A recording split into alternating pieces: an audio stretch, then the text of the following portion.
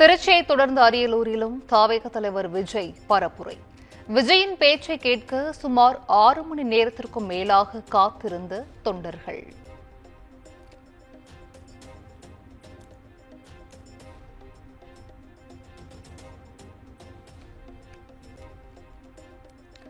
%75% தேர்தல் வாக்குறுதிகளை திமுக நிறைவேற்றவில்லை என விஜய் குற்றச்சாட்டு.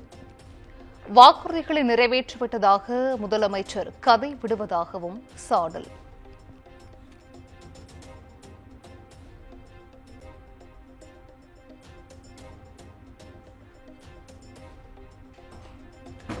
வாக்காளர் பட்டியல் சிறப்பு திருத்தம், வாக்கு திருட்டு குறைத்து தாவேக தலைவர் விஜய் கடும் விமர்சனம்.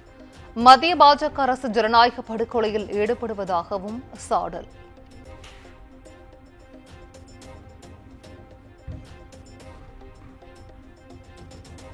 தொகுதி மறுசீரமைப்பு மாநிலங்களுக்கு எதிரான சதிச்செயல் என விஜய் குற்றச்சாட்டு. தில்லுமுள்ளு செய்து வெற்றி பெறவே ஒரே நாடு ஒரே தேர்தல் திட்டத்தை கொண்டு வருவதாக விமர்சனம்.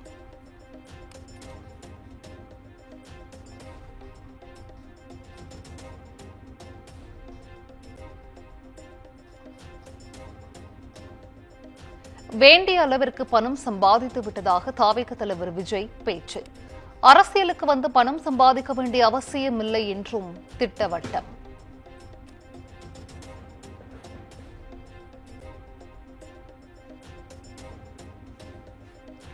பாசமாக அழைத்தால் முதல்வருக்கு பிடிக்கவில்லை என்று விஜய் ஆதங்கம்.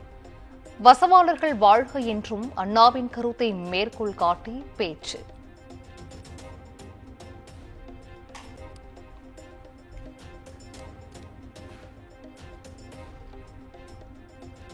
தொழில்நுட்ப கோளாறால் தாவேக தலைவர் விஜயின் பரப்புரையில் சொதப்பல்.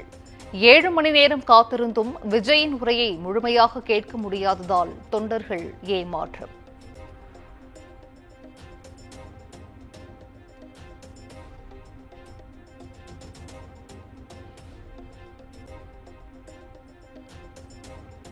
திருச்சி விமான நிலையத்திலிருந்து மக்கள் வெள்ளத்தில் நீந்தி சென்ற விஜயின் பரப்புரை வாகனம் 8 கிலோமீட்டர் தூரம் செல்ல சுமார் 4 மணி நேரத்திற்கும் மேலாக பயணம்.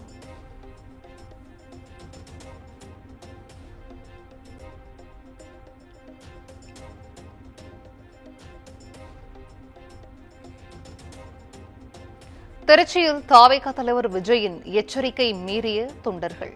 விஜயை காண்பதற்காக மரங்கள், மின்கம்பங்கள் மீது ஏறி அட்டகாசம்.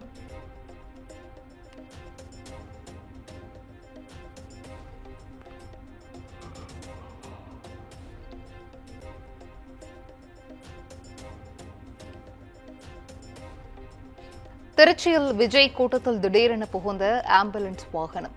தாவேக தொண்டர்கள் விலகிவிட்டதால் வேகமாக விரைந்து சென்றது.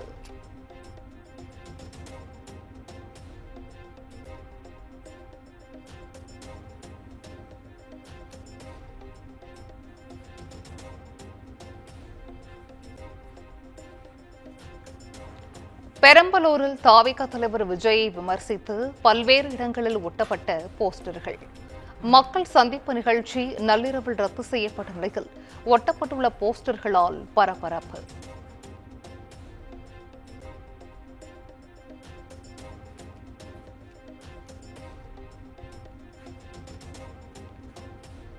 இசையமைப்பாளர் இளையராஜாவின் 50 ஆண்டு இசை பயணத்தை கௌரவிக்கும் விதமாக அரசு சார்பில் பாராட்டு விழா.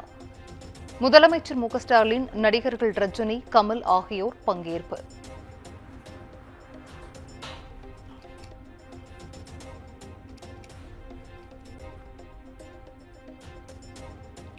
இளையராஜாவிற்கு பாரத ரத்னா விருது வழங்க வேண்டும். மத்திய அரசுக்கு முதலமைச்சர் மு க ஸ்டாலின் கோரிக்கை.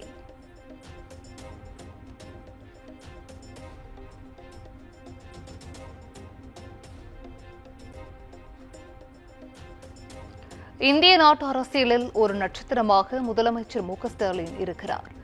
புதிய பழைய எதிர்க்கட்சியினருக்கும் சவாலாக அவர் இருப்பதாக இளையராஜா பாராட்டு விழாவில் நடிகர் ரஜினிகாந்த் பேச்சு.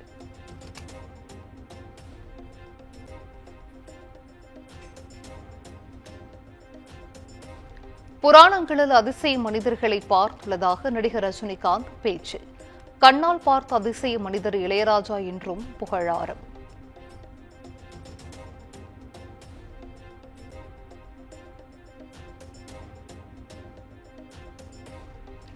கட்சியை விட்டு தன்னை நீக்கினால் அமைதியாக இருப்பேன் என்று அதிமுக முன்னாள் அமைச்சர் செங்கோட்டையன் பேட்டி. ஓ பன்னீர்செல்வம், டிடிவி தினகரன் ஆகியோரை இதுவரை சந்திக்கவில்லை எனவும் விளக்கம்.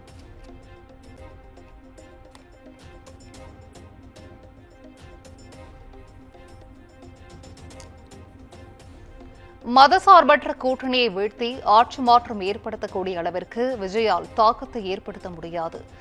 விஜய் வரவால் தமிழகத்தில் ஆட்சி மாற்றம் நிகழ்ந்துவிடும் என்ற மாய தோற்றத்தை சிலர் உருவாக்குவதாக திருமாவளவன் பேட்டி.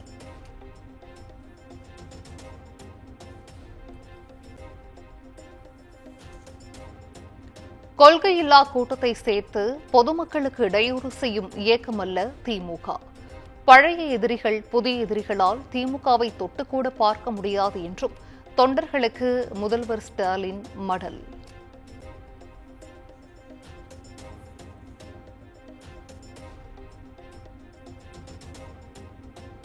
விஜயகாந்தின் வழியை தாவேகா தலைவர் விஜய் பின்பற்றுவதாக பிரேமலதா விஜயகாந்த் கருத்து.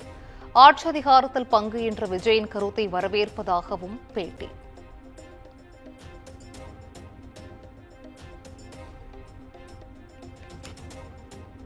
தென்காசி மாவட்டம் ஆலங்குளம் அருகே அரசு அனுமதி பெறாத கிளினிக்கில் சிகிச்சை பெற்ற பெண் உயிரிழப்பு.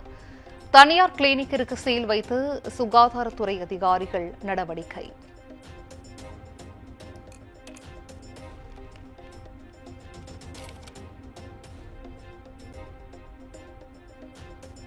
கிருஷ்ணகிரி மாவட்டம் ஹோசூர் அருகே ஏரியில் டன் கணக்கில் செத்து மிதக்கும் மீன்கள்.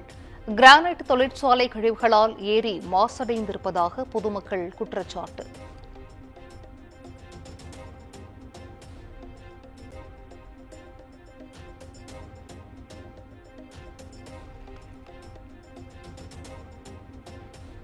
திண்டுக்கல் மாவட்டம் ஒட்டன்சத்திரம் பாப்பலாறு அணை அருகே ஒற்றை யானை நடமாட்டம். குடியிருப்பு பகுதிகளுக்கு யானை வராமல் தடுக்க வேண்டும் என பொதுமக்கள் கோரிக்கை.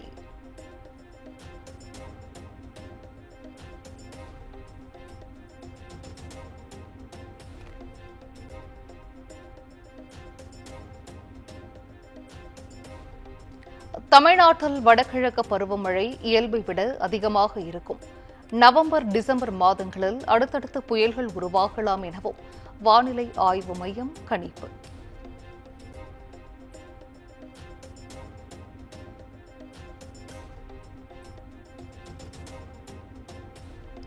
நேபாளத்தின் இடைக்கால பிரதமராக பொறுப்பேற்றுள்ள சுஷீலா கார்கேக்கு பிரதமர் மோடி வாழ்த்து. நேபாளத்தின் அமைதி மற்றும் ஸ்திரத்தன்மையை நிலைநாட்டுவார் என்றும் நம்பிக்கை.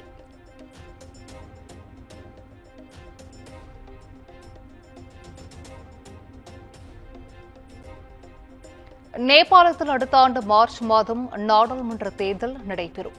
தேர்தல் பணிகளை விரைவில் தொடங்க இருப்பதாக அந்நாட்டு அரசு தகவல்.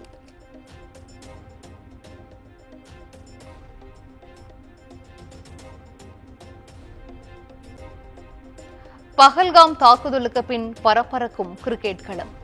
ஆசிய கோப்பை T20 தொடரின் லீக் போட்டியில் இந்தியா பாகிஸ்தான் இன்று மோதல்.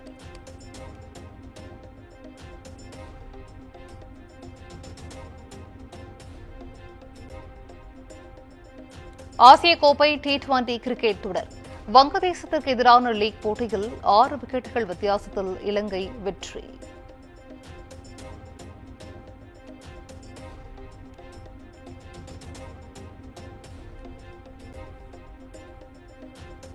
ஆசிய கோப்பை மகளிர் ஹாக்கி தொடரின் சாம்பியன் பட்டத்தை வெல்லுமா இந்தியா? இன்று நடைபெறும் இறுதிப் போட்டியில் இந்தியா சீன அணிகள் பல பரீட்சை.